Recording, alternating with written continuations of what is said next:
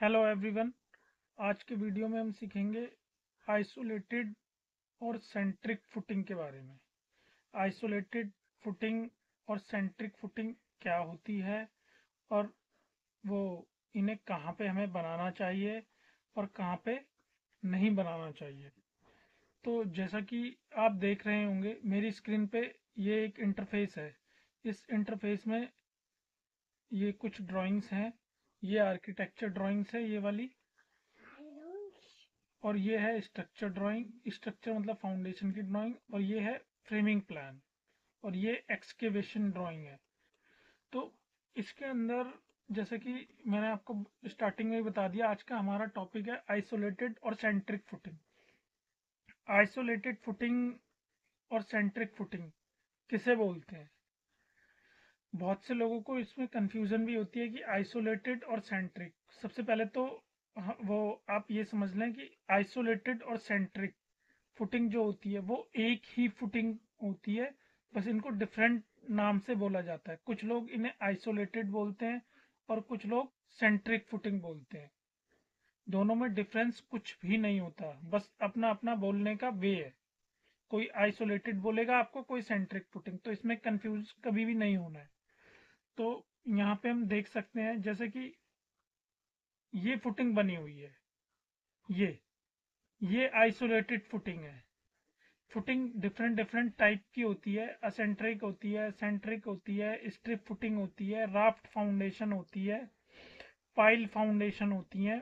Foundation बहुत सारे types की होती है, बट अभी हम जैसा कि वो जो एक्सप्लेन कर रहा हूँ मैं आपको, आइसोलेटेड और सेंट्रिक फुटिंग। तो ये सेंट्रिक फुटिंग है हमारी। अगर मैं क्लाउड करूँ तो ये मैंने क्लाउड कर दिया।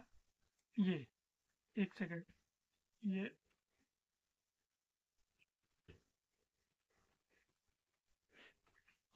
हाँ, ये तो क्लाउड कर देते हैं, या सर्कल बना देता हूँ मैं। ये वहां पे मैंने ये जो ये सर्कल के अंदर आ रही है, ये सर्कल ड्रॉ करा है मैंने। ये क्या है हमारी आइसोलेटेड फुटिंग। अब इसे आप आइसोलेटेड भी बोल सकते हो और इसे सेंट्रिक फुटिंग भी बोल सकते हो। ठीक है, ये चीज क्लियर हो गई। अब हमें कैसे पता चल रहा है कि ये आइसोलेटेड फुटिंग है और सेंट्रिक फुटिंग है? ये कॉलम के चारों तरफ आ रही है फुटिंग, और कॉलम हमारा फुटिंग के सेंटर में है।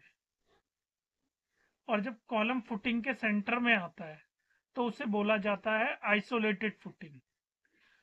आइसोलेटेड फुटिंग या सेंट्रिक फुटिंग, आप कुछ भी बोल सकते हैं। तो मैं भी जैसे जो बोलने के लिए ज्यादातर वर्ड यूज करता हूँ, इसके लिए आइसोलेटेड फुटिंग ही बोलता हूँ इसे। और ये मुझे कैसे पता चल रही है? क्योंकि ये कॉलम के चारों तरफ बन रही है। अब ये कॉलम के चारों तरफ तो बन रही है। अब आप देख रहे होंगे ये तो फुटिंग का साइज लगा हुआ है, 2400 बाई 2400। हॉरिजॉन्टल 2400 है, वर्टिकल 2400 है। और इसके अंदर कॉलम दिया हुआ है, ये कॉलम दिया हुआ है। ठीक है, तो कॉलम के सेंटर से है 1200 इधर आएगी फुटिंग, और आपकी 1200 राइट में। और ऐसे ही हॉरिजॉन्टल डायरेक्शन में, वो हॉरिजॉन्टल डायरेक्शन में 1200 इधर 1200 इधर, वर्टिकल डायरेक्शन में 1200 टॉप 1200 बॉटम। और ये 2400 बाई 2400 का गड्ढा खुदेगा फुटिंग के लिए। अब आप देख रहे होंगे इसके अंदर ये एक लाइन है, ये चार लाइन है। ये चार लाइन किस चीज की है? ये चार लाइंस जो इसके अंदर आपको दिख रही हैं, ये है फुटिंग जो होगी वो टेपर्ड होगी, फ्लैट नहीं होगी। अगर उसका सेक्शन हम देखेंगे तो ये फ्लैट नहीं होगी। अब सेक्शन कहाँ पे होगा इसका? ये इसका सेक्शन है। ठीक है, ये इसका टिपिकल सेक्शन बनाया हुआ है, इसको लिखा भी हुआ है प्लान ऑफ सेंट्रिक फुटिंग। ये इसका प्लान है सेंट्रिक फुटिंग का। ठीक है, जो भी साइज आएगा वो साइज यहाँ पे होंगे, और उसके लिए टेबल बना हुआ होगा ये ऐसा फुटिंग शेड्यूल। और इसके अंदर ये ऐसे एक टिपिकल रेन फाउंडेशन दिखाई होगी, और उसका सेक्शन कट करके दिया गया होगा। तो इसके अंदर ये तो मैंने आपको बता ही दिया। ये 4 लाइन जो आ रही है ये फुटिंग की लाइन है। और इस ये 4 लाइन क्या है, फुटिंग आपकी टेपर्ड होगी। टेपर्ड होगी मतलब अगर इसका सेक्शन यहाँ से कट करा जा रहा है तो ये इस तरीके से दिखाई देगी हमें, ऐसा नहीं है फ्लैट दिखाई देगी। अगर फ्लैट, जो फुटिंग फ्लैट दिखाई देती है वो ऐसे होती, ऐसे। तो यहाँ पे ये फुटिंग हमें फ्लैट ना हो करके, मतलब वो, ये अपनी अपनी रिक्वायरमेंट होती है, डिजाइन के ऊपर डिपेंड होता है कि आपको इसे फ्लैट बनाना है और टेपर्ड में बनाना है, ऐसे टेपर्ड में। तो इसमें कैपिटल डी भी आएगा और स्मॉल डी, मतलब जो टॉप तक होगा उसकी डेप्थ कुछ और होगी, जैसे इसकी 450 होगी तो इसकी 300 होगी स्मॉल डी की, सपोज। तो ये ज्यादा रहता है हमेशा और ये कम रहता है अगर ये लाइन मेंशन करी गई है।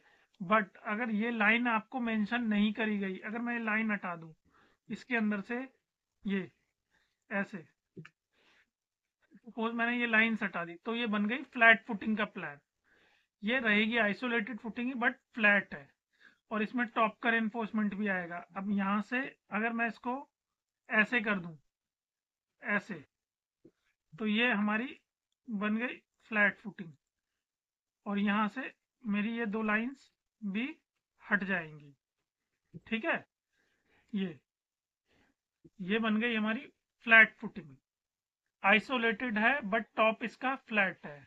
और टॉप में कई बार रेनफोर्समेंट डाला भी जाता है और कई बार नहीं भी डाला जाता।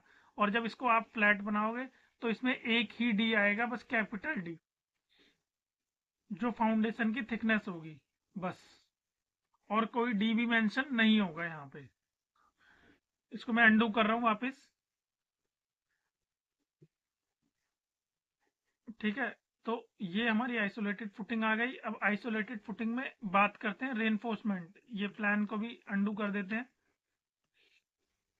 आइसोलेटेड फुटिंग के अंदर खाली जो रेनफोर्समेंट होता है हमारा, वो बॉटम में आता है, टॉप में नहीं आता। अगर टॉप में आएगा रेनफोर्समेंट, तो रेनफोर्समेंट किसे बोल रहे हैं, ये जो आपको ये सरिया दिख रहा है येलो कलर का, मेरी स्क्रीन पे जो भी कुछ आपको येलो कलर का नजर आ रहा है, ये सारा का सारा सरिया है। सरिया मतलब स्टील। और स्टील लगाने के लिए है, वो आपको अगर टॉप में भी स्टील डालना है किसी फुटिंग में, तो आपको इसके अंदर फ्लैट फाउंडेशन डालनी होगी। और अगर आप फ्लैट नहीं रखोगे उसमें, तो आप रेनफोर्समेंट नहीं डाल सकते।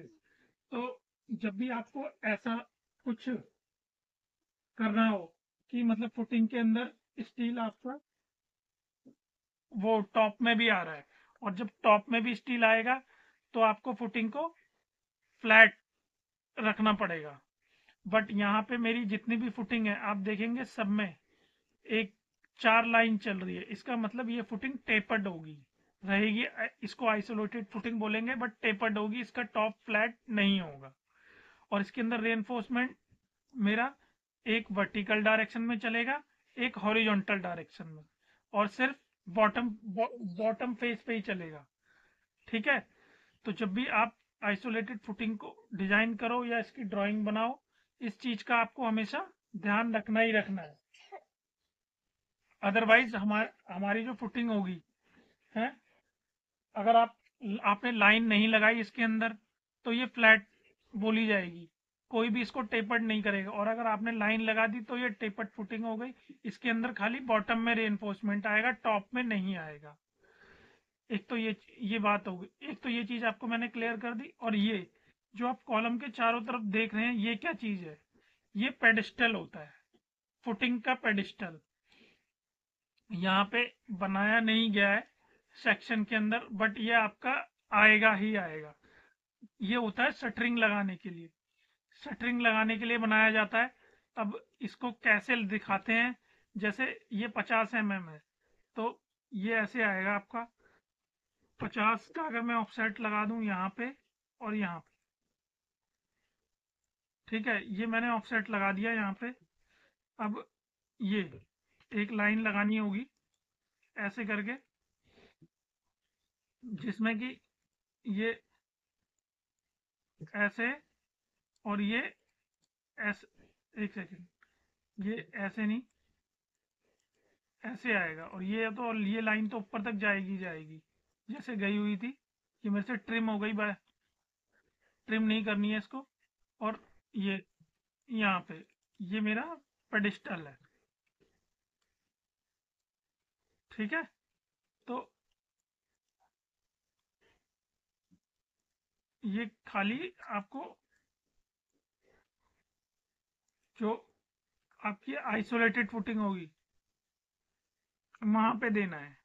ये एक तरीके से टक भी बोल सकते हैं, कई लोग टक बोलते हैं कि ये टक निकलेगा 50-50 mm का।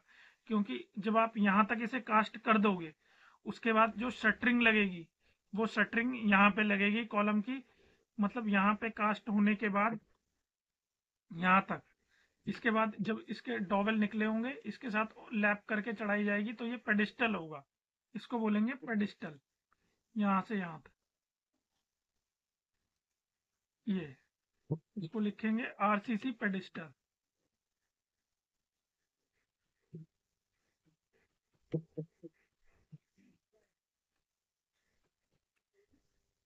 और ये आरसीसी जो पेडिस्टल है हमारा है, अब ये मैंने प्लान में भी दिखाया हुआ है और यहाँ पे भी ये सेक्शन मेरा बिल्कुल ठीक हो गया। तो आप जब भी फाउंड आइसोलेटेड फुटिंग को डिजाइन करो या ड्रॉ करो, आपको इन चीजों का ध्यान रखना है कि पेडिस्टल कहाँ पे आ रहा है, ये जो बॉटम में रेनफोर्समेंट आ रहा है तो लाइंस कैसे दिखेंगी, और सेक्शन जब आप कट कर रहे हो तो ये कैसे दिखाई देगा, स्मॉल डी क्या होता है, कैपिटल डी क्या होता है, इन सारी चीजों का ध्यान रखना है। इस वो इसके बाद नेक्स्ट वीडियो में हम और भी फुटिंग्स के टाइप्स के बारे में डिस्कस करेंगे, ठीक है। अगर आपको मेरी वीडियो अच्छी लगी हो और आपने इससे कुछ सीखा हो तो मेरे चैनल को लाइक सब्सक्राइब जरूर करें। Thank you so much.